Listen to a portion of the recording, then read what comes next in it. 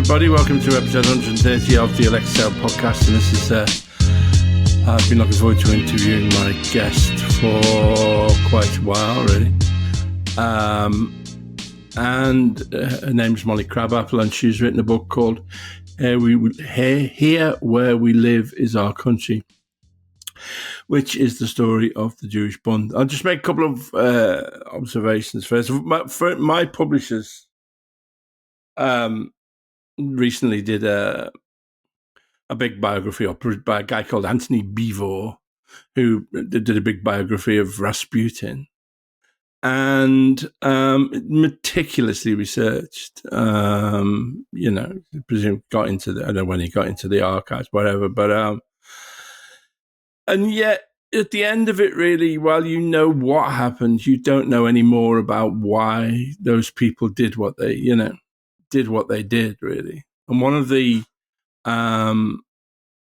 artistic leaps that you make is that you go into the heads, I think, of your protagonists and take a chance in a way of, obviously, again, based on meticulous research, but based on what you think they were thinking, really. And that, I think, that brings it alive, brings history alive, really, in a way that something like these mighty tomes of historical writing don't, really.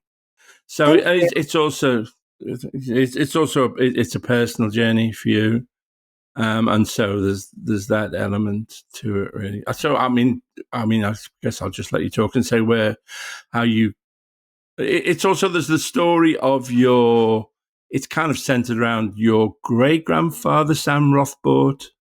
Right, a painter and someone who I grew up entirely surrounded by, like through his paintings, through his poems, his sculptures, and through the stories about him. I mean, one slight frustration is that there are no examples of his work in the book, aren't there, for whatever reason, which I think is, it's just one would like to see them, really. So. I wished I could have done it, but he was a post-impressionist painter who did these gorgeous watercolors, but they're the type of watercolors that if you made them black and white, they would look like dreck. And so my publisher, right, being stingy as publishers are these days, was not going to reproduce them with colored plates. Called color, right. Shame. Well, maybe at some point we'll get to see examples of those. But yeah, just tell us really about how your experience of living surrounded by his work led you on a journey to want to write about the other great theme of intellectual thought in Jewish life in the 19th century, 20th century, which is the Bund, Jewish socialism, rather than an ideology of fraternity and cooperation, rather than Zionism, which is the ideology of racial supremacy.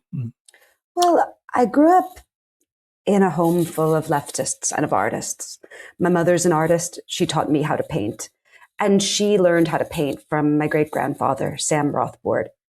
She was someone who grew up immersed in that world that was both passionately devoted to art, but also passionately believed in human equality. My great-grandfather, he was someone who, the only division I think that he would draw between people were whether or not you were a painter or whether you weren't. And one of the bodies of work that my great-grandfather Sam had were these 600 and some odd watercolors that he called memory paintings. And these were paintings of the small town Volkovisk that he came from in the Tsarist Empire, a town that he left under shady circumstances in 1904. And they were every aspect of life. They were him being a bad boy, teaching the other kids in religious school how to smoke, or trying to eat fire to impress the little girls. They were the market days, the quotidian violence, the soldiers, the glorious nature of chalk hills and blue lakes from where he came from.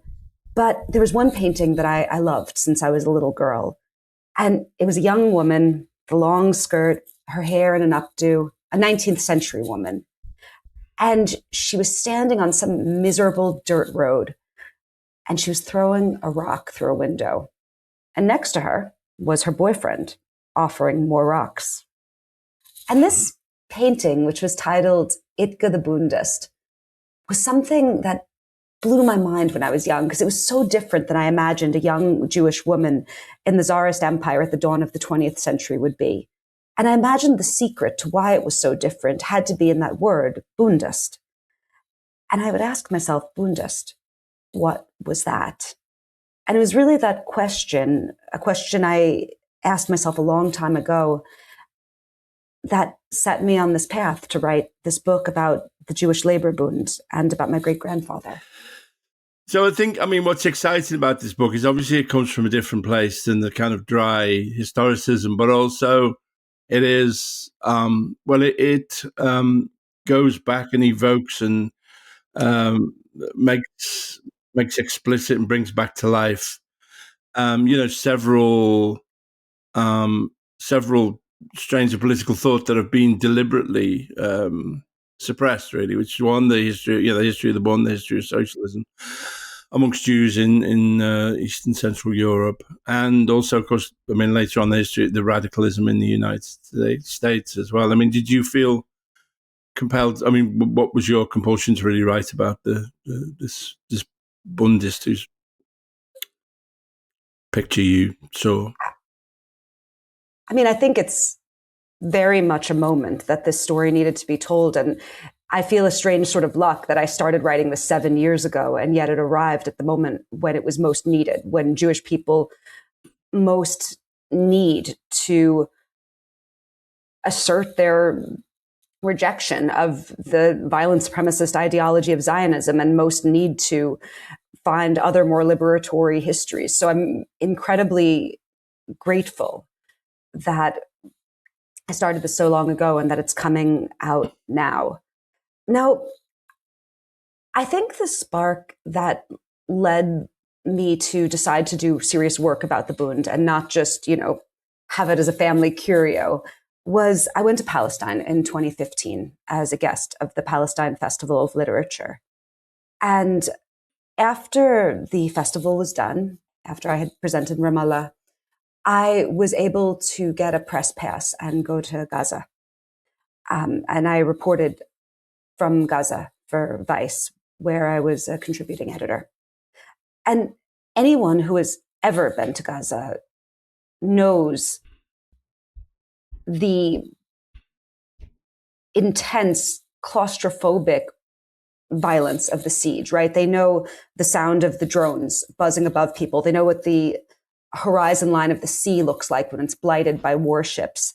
They know the landscape that now has been erased and decimated by Israeli bombs, but then was merely blighted and cratered with it.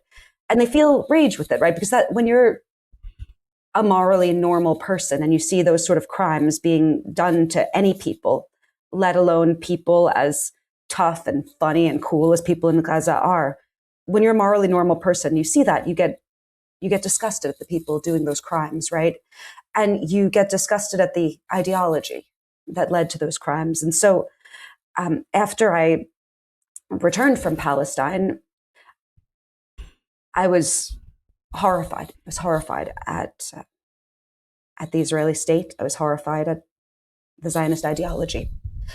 And when it was maybe a year later, I was doing one of those nerd vices that I think many of your listeners probably have, which is that I was getting drunk and looking on Wikipedia and reading it aloud to my poor long-suffering boyfriend.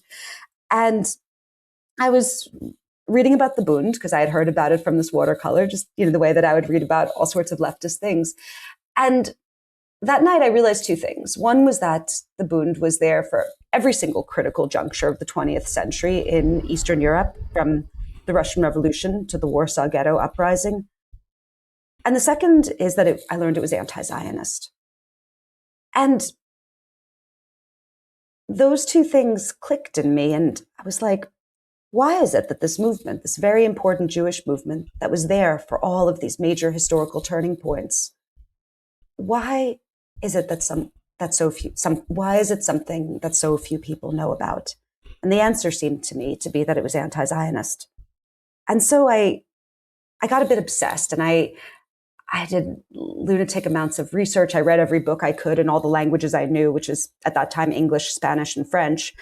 And I wrote an article for the New York Review of Books that was about the Bund and about my bohemian leftist great-grandfather.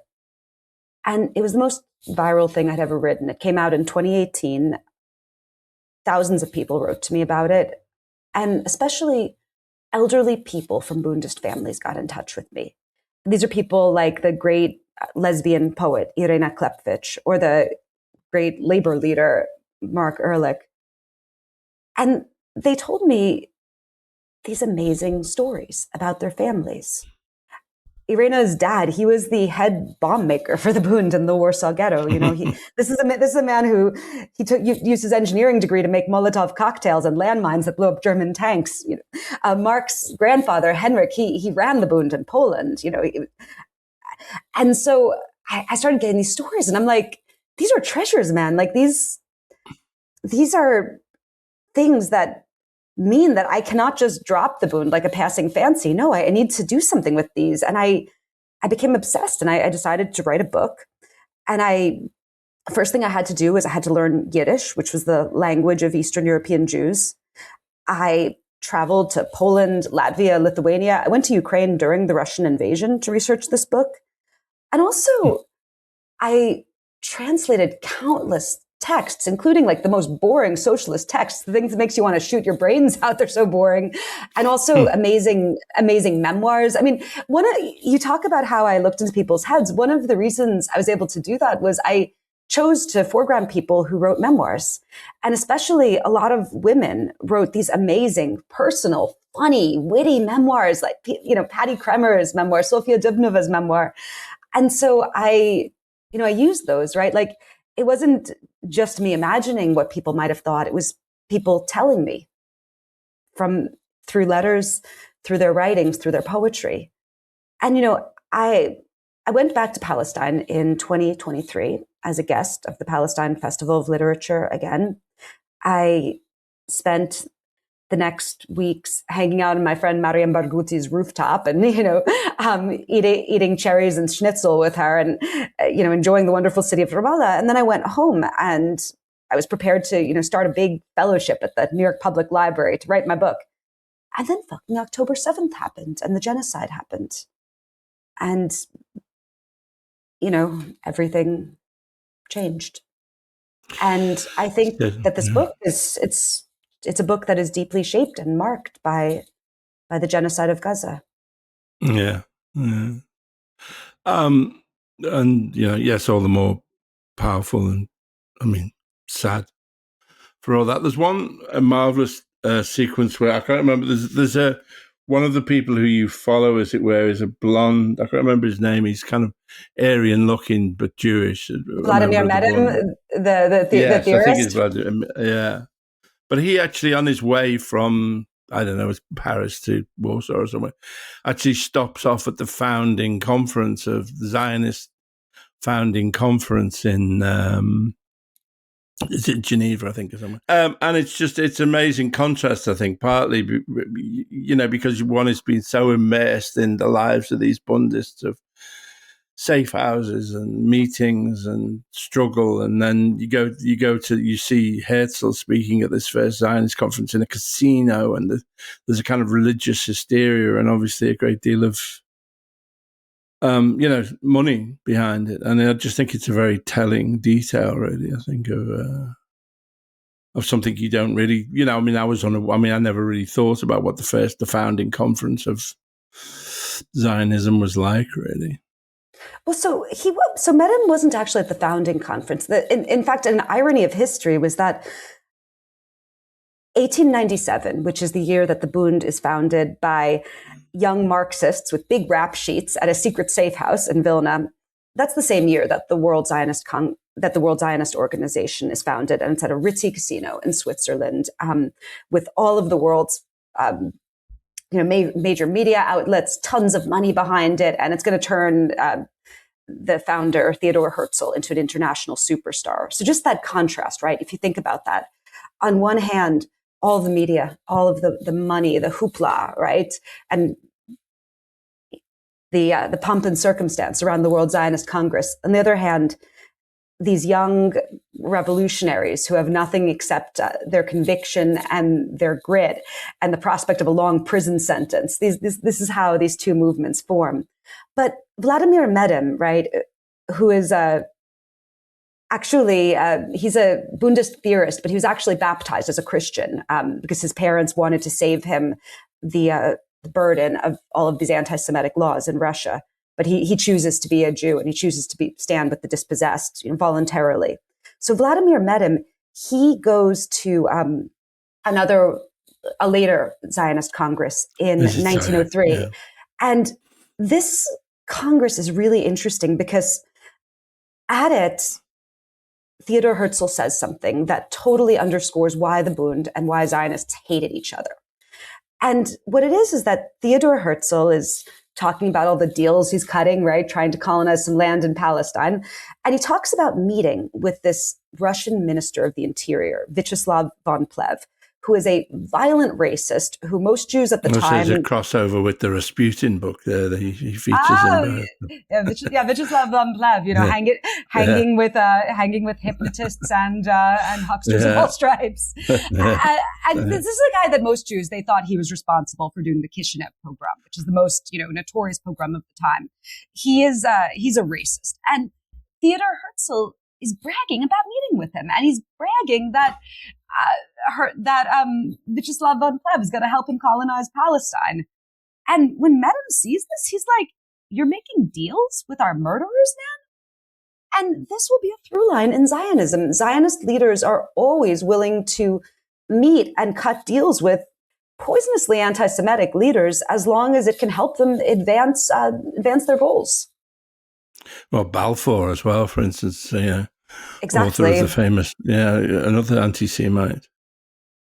Exactly. Or in interwar Poland, when Zionist leaders were making deals with this viciously anti-Semitic government, a government, by the way, that imposed racial segregation in Polish universities, that was funding terrorist youth paramilitaries.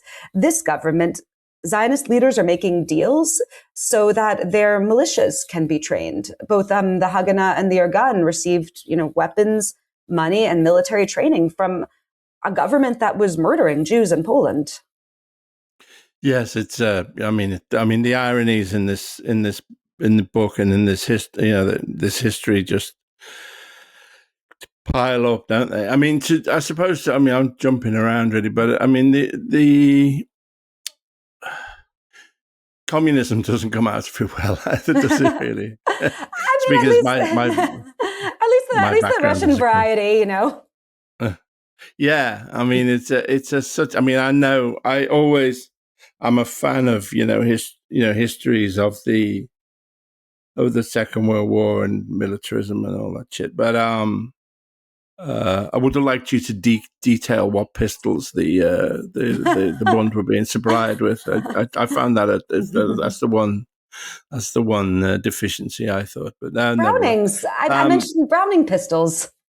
Oh yeah, the Browning 1910. Yes, the favorite pistol of all anarchists. Yeah, used.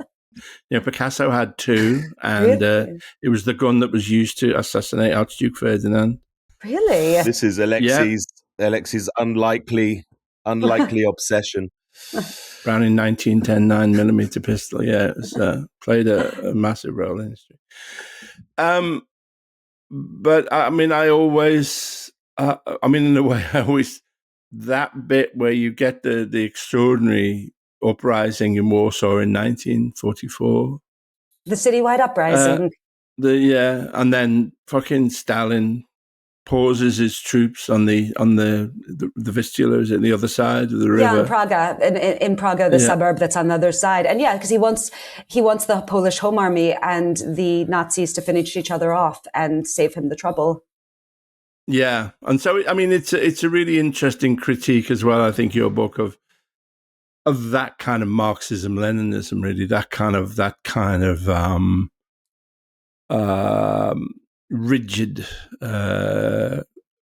top-down kind of remorseless, ruthless, cruel kind of ideological sacrificing of everybody to some kind of vague idea, I guess, some humanity, some paradise that will be obtained later. And I think that the Bund was very, I mean, again, there's a bit. I think there's a very funny bit where I think I think it's in the Warsaw Ghetto, and you talk about the many different socialist and Bundist newspapers, and even at that point, being produced under the most phenomenally difficult circumstances, they're still attacking each other. Yes, all of the Jewish leftists in the Warsaw Ghetto are writing newspapers. They are risking being tortured to death to write newspapers so they can say that other Jewish leftist groups in the Warsaw Ghetto don't understand dialectical materialism. Exactly. I mean, it's both. Obviously, it's very funny, but also a poignant point, really. But I mean, how would you typify the ideology of the Bund? I mean, the Bund were a socialist, a democratic socialist, secular but defiantly Jewish political party. Originally, they did not imagine being a separate political party. They wanted to be an organization inside of a larger party that would liberate all of Tsarist Russia. And it's interesting because I think in 2026, it's a little hard for some people maybe to understand, what do you mean when you say that they were a defiantly Jewish but secular party, right? And it's because Jews in the Tsarist Empire were a racialized minority. It didn't matter if you were a Jewish atheist, still said Jew on your passport, still determined where you lived, still determined, whether you were allowed to go to school, what jobs you could have. At one point, it meant that your military term was 25 years, not 5 years, like for a Christian. And being a Jew was seen by everyone there as an ethnic identity. And also, Jews spoke a different language by and large. They spoke Yiddish. And so these young Marxists who founded the Bund, they both wanted to overthrow the Tsar, bring about the, democratic socialist utopia, but also they wanted the dignity and liberation of their own people. They wanted an end to the racist laws. They wanted an end to the quotidian bigotry and violence. And they wanted their people to have the right to, should they choose to, express their culture, with theater, with literature, with poetry, with song, with all of the support that, French culture or German culture or Russian culture would get, that any other language of state and empire would get. And, when I think about them, they really remind me the most of the Black Panther Party in the US, which was also, a party of a racialized group of young Marxists that both spoke of international solidarity and solidarity across difference, but also fought relentlessly for their own oppressed culture, for their own communities. Yeah, and I think, it's one of the trends that we're starting to see here, revived, is that what the Black Panthers did and what the Muslim Brotherhood did and what the Bund did, which is also not just to organize for votes in the bourgeois democracy, but also to organize breakfast clubs and legal advice and, just ancillary support for your community, I think, which is both politically astute, but also kind of morally just better, really. Yeah, exactly. I think it yeah. And we see that with democratic socialists in America. I've been a DSA member for 10 years. Yes, you're going to save us all, I think. It's oh, dear God. It's all terribly exciting, I think, really. We have the occasional, we had a brief excitement over the Green Party, but that's kind of gone backwards slightly over here. But I think that it is tremendously exciting to see that, there's obviously with the Zara Mandani, but Brad Lander and the two women winning the primaries. And I used to pay no interest in US politics, but it does seem like at least, the United States being the hegemon that finances this evil. Exactly. And also, the thing that has doomed so many socialist projects around the world, whether it's simply done coups against them, like against Allende, or whether it's forced socialist governments to adopt a paranoia because they're constantly under attack. Exactly.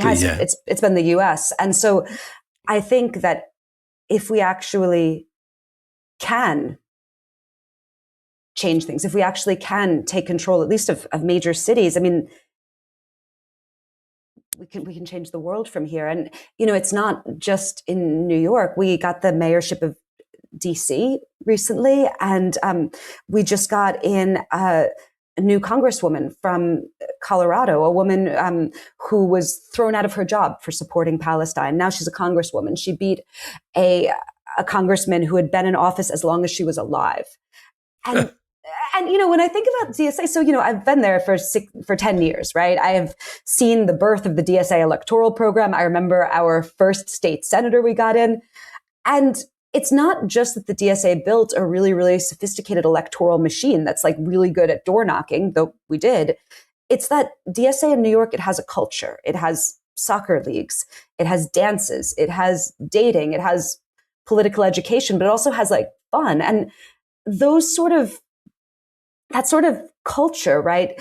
Places where people make friends, where they fall in love, where they get married. That's the thing that makes you more than like fellow volunteers during an electoral campaign, right? That's what makes you actual comrades. Right. I think that's such a profound thing to say, really, because it's the only way it's going to work, isn't it? Not with that.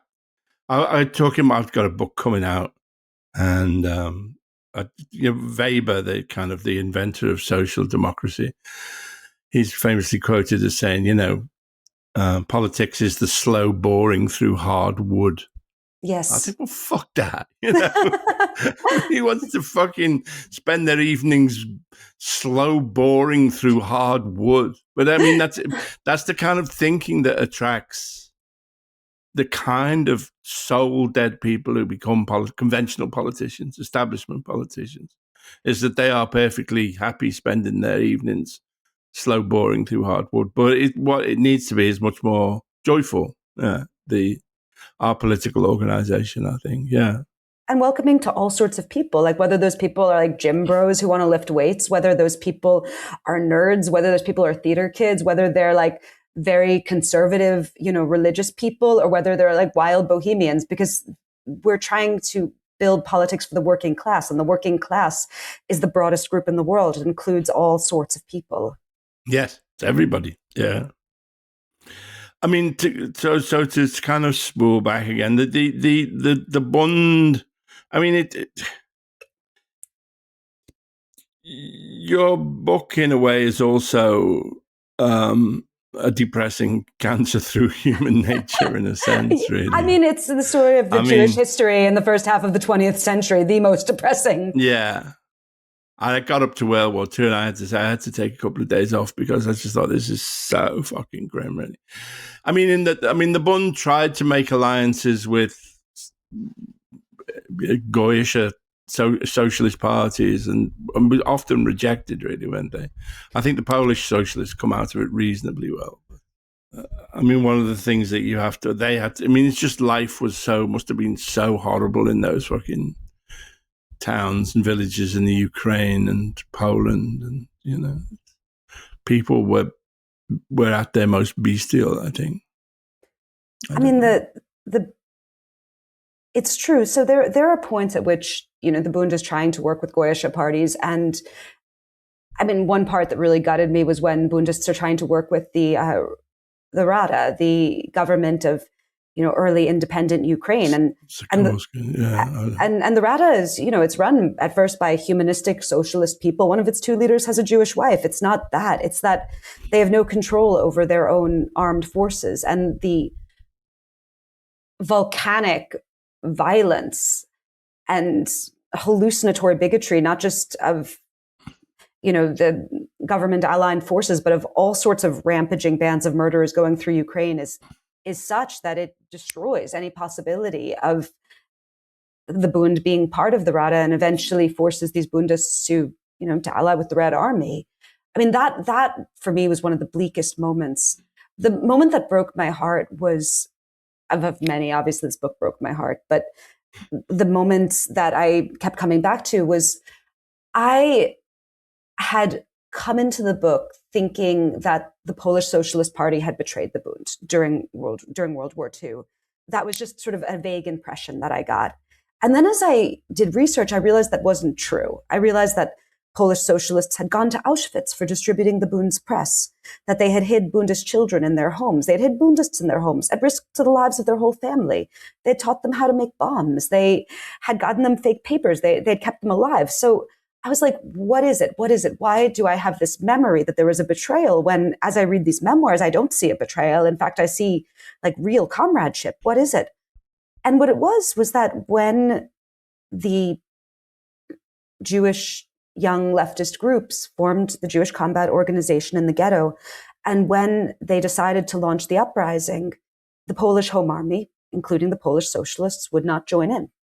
And the reason that they wouldn't join in was because, by their calculation, if the rebellion spread to the Aryan city, America hadn't landed in Europe, Russia was still tied up in Stalingrad, no one would save them and everyone would be killed. And so they had made a sort of an impossible, cruel, like horrific, but also in some ways, they had made a horrific calculation that I think made sense to them at the time, which was that the people in the ghetto were doomed and the people outside of the ghetto were not. And so they would continue their military plan to wait to do an uprising until some force would be close enough to relieve them. And the ghetto burned in the center of the city. And,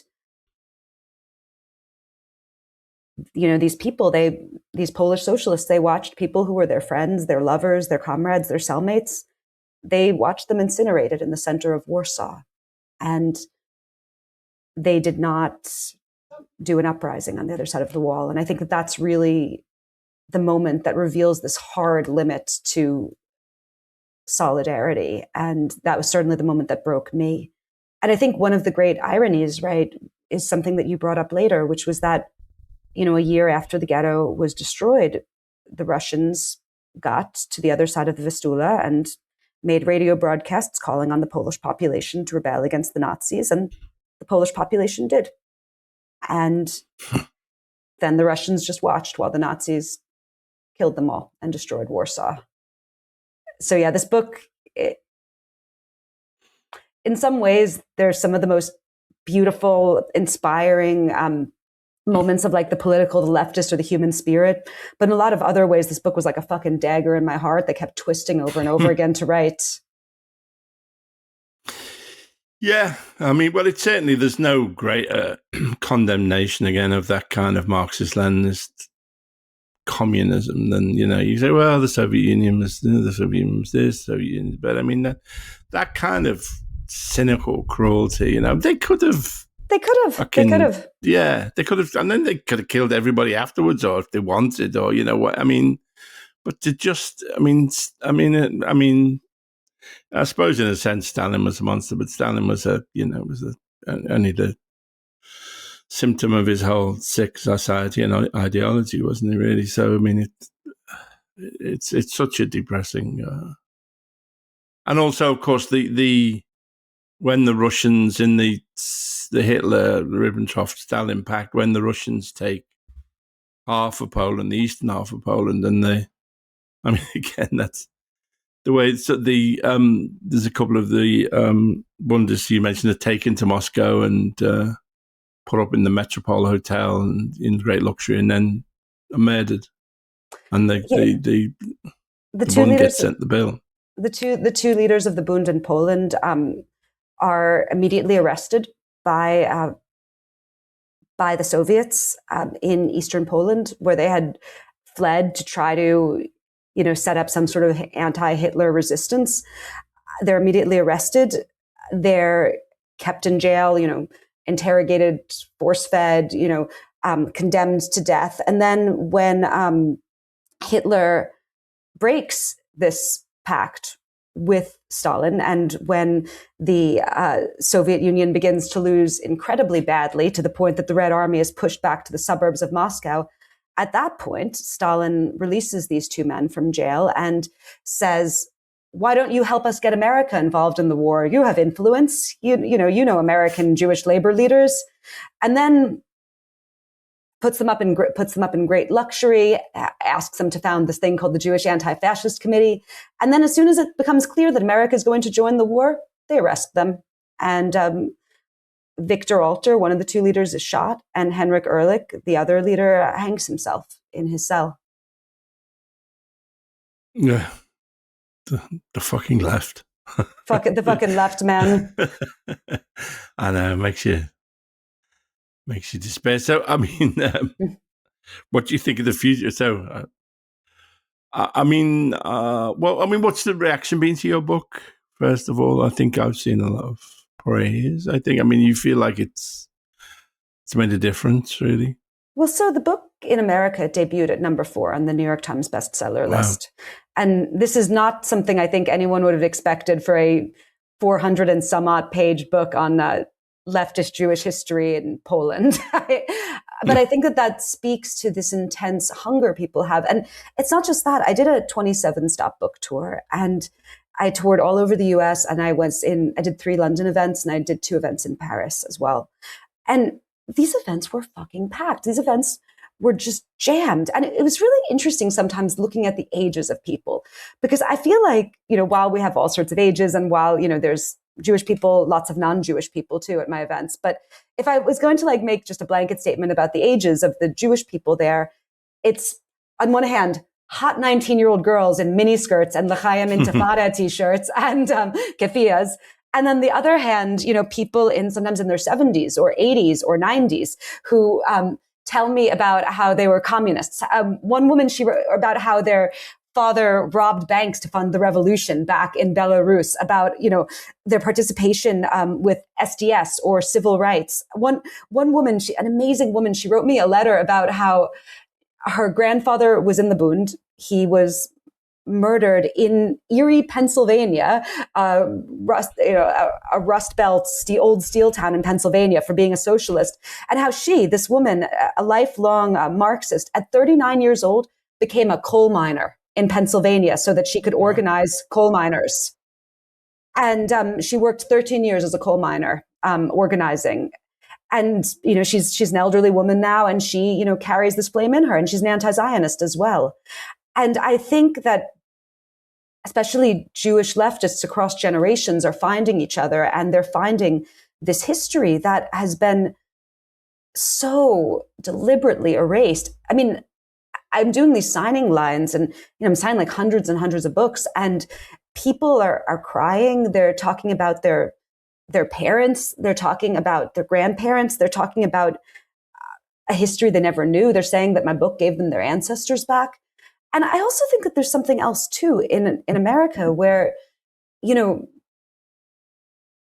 most Americans, most people in the world, they've never met a Jewish person. We're a very small group, and this state that's doing a genocide, it purports to speak in our name. It justifies its horrific actions by invoking our identity, our history. And I think that most people, they don't want to think of Jewish people that way. Most people they don't want to stereotype any group that way. And so when they learn about this history of Jews on the left, and this history of Jews fighting for not merely their own liberation, but the liberation of everyone, I think it's something very powerful for all sorts of people. I had an amazing launch in London. I was with Palestine Festival of Literature. It was me and this brilliant Palestinian translator, Hazem Jamjoum. He's Hassan Kanafani's translator. And it was packed. It was, hundreds of people at South Bank Center. And I just think that speaks to the immense hunger people have. Yes, absolutely. It is. Yeah.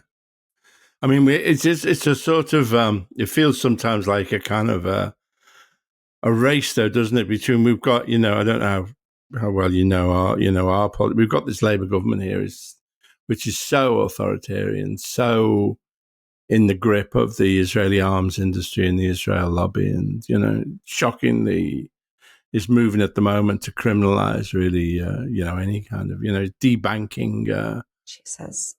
left-wing publications, and moving to criminalize really any contact with what they deem foreign groups, and of course the whole Palestine Action. I don't know if you know the cruel and brutal treatment of Palestine Action, and also the barrister for Palestine Action, Menon, is being apparently charged because he implied in his speech that he was speaking for the Palestine Action, the Filton Six, that he might have implied that the courts were biased. So I remember I was watching these videos of like these elderly, like these grandmas being dragged off because they're holding off a sign that says, I oppose genocide. I support Palestine Action. And also one thing that was very surreal for me was I was in the UK and then they wouldn't allow Hassan Piker into the UK. Hassan Piker's an anti-fascist. Hassan Piker is on every single, Jewish lefty podcast. He promoted my book, man. He's someone who he's fighting against anti-Semitism and all forms of racism, and these people fucking banned him. What the hell, man? I know it was like a reflex. I mean, it's also a kind of just a sop to the Israel lobby. Really, they just it didn't get much coverage. I mean, it got a bit of coverage here, but not enough really. But it just sees how they reflexively do stuff that they think will please I don't know whether the Israel lobby asked them to do it, but Hassan and also Cenk, of course, that they just kind of do it anyway. It's really dangerous, this government, particularly our Home Secretary Shabana Mahmood. So it's a kind of race between that. I think that impulse for people for a more just world and these fucking bought and paid for political robots, really. I mean, I don't know. How do you think that'll go? So, I think that I can speak better about the U.S. context. I have to admit, sometimes when I read UK stuff, I'm baffled. Like you have a fucking board of Jewish deputies. Who fucking elected them? Like it's very nobody.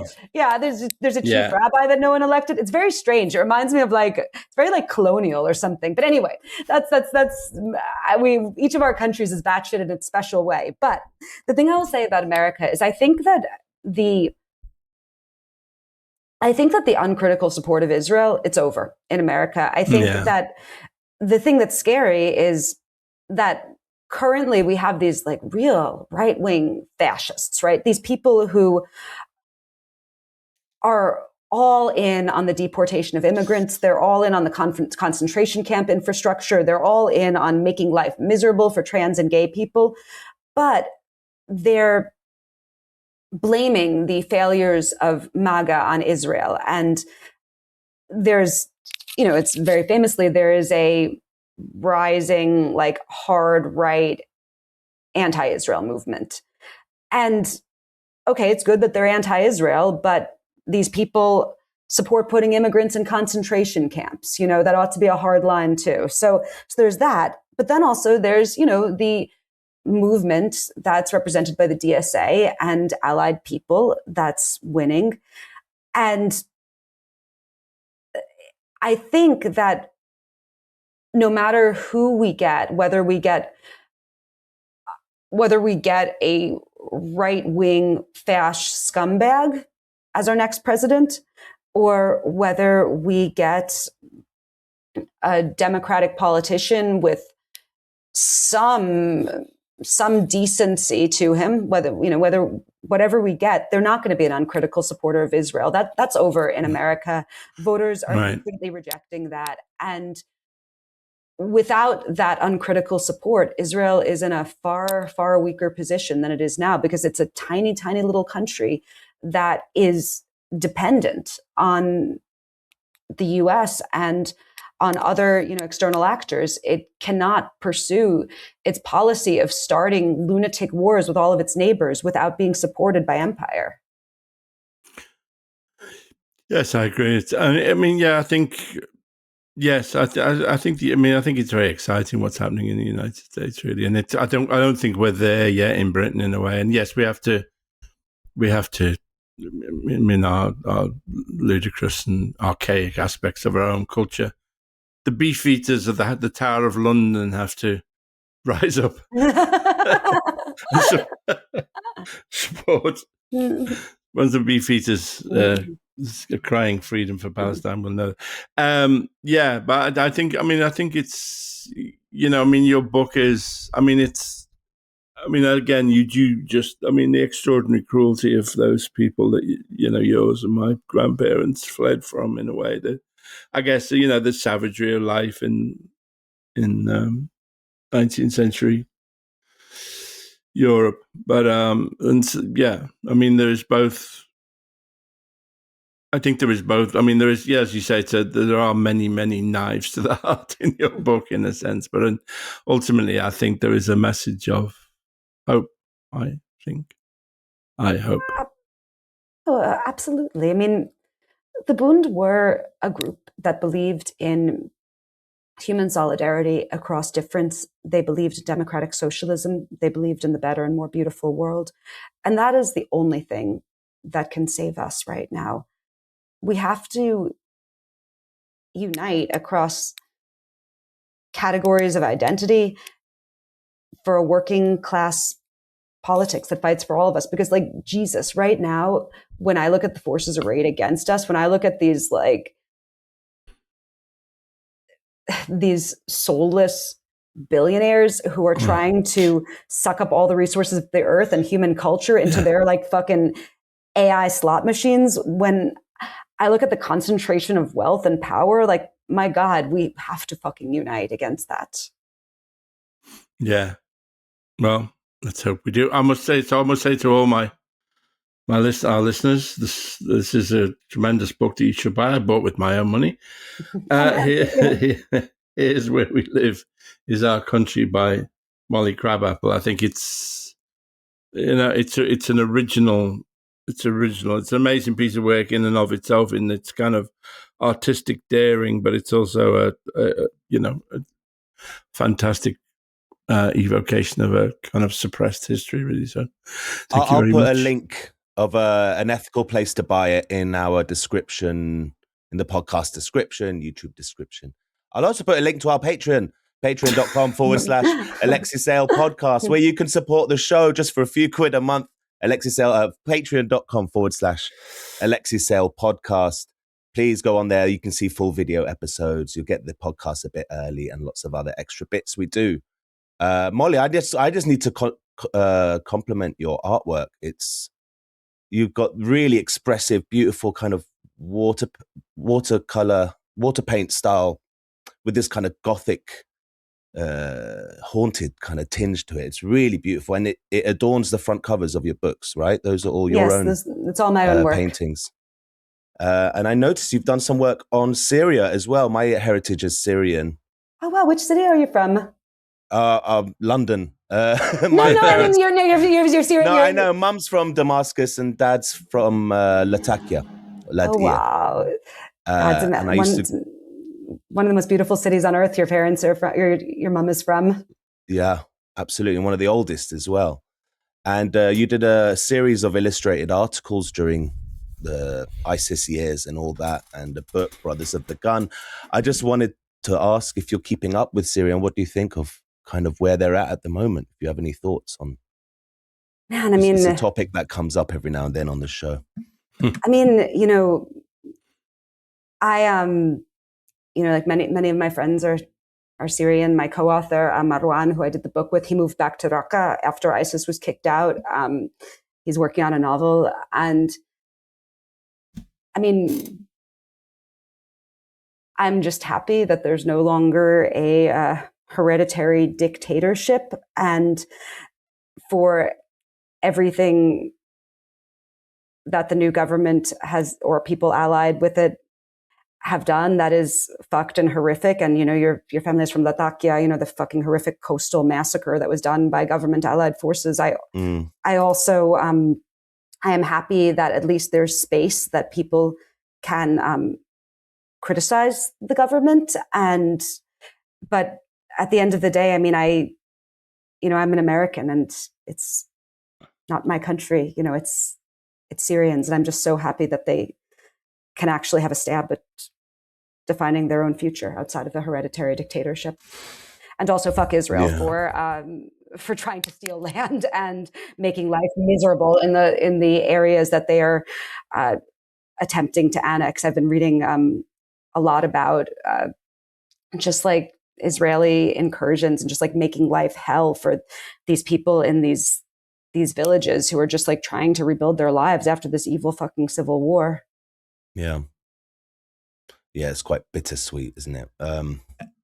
I think we've taken enough of your time, right? Apart from the book, is there anything else you want to let our listeners know about, Molly? No, just the book. And also I always tell people that the Bund loved nothing more than explaining why they were right and other people were wrong. And I'm sure many of the listeners of this show have people in their lives who are wrong. Buy them a copy of my book, and maybe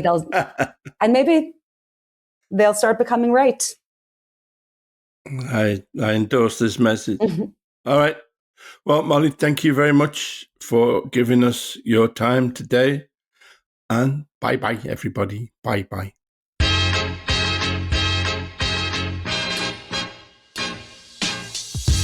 You've been listening to the alexeisaylepodcast. This show is produced and edited by Talal Karkuti.